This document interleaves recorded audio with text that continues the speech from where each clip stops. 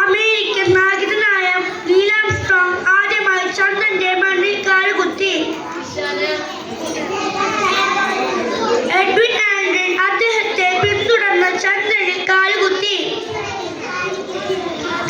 Neil ആംസ്ട്രോങ്ങിനൊപ്പം Michael Collins ആയിരുന്നു വാഹനത്തെ നിയന്ത്രിച്ചിരുന്നത്.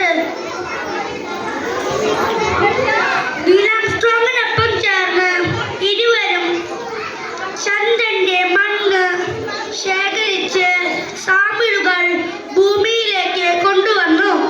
ഒരേയൊരു പ്രകൃതിദത്ത ഉപഗ്രഹമാണ് ചന്ദ്രൻ. ഇംഗ്ലീഷിൽ മൂൺ, ലൂണ എന്നീ പേരുകളിൽ അറിയപ്പെടും. ഭൂമിയിൽ നിന്ന് ചന്ദ്രനിലേക്ക് ശരാശരി 6,84,403 കിലോമീറ്റർ ദൂരമാണ്. ഭൂമിയിലെ വ്യാസത്തിന്റെ ഏകദേശം 30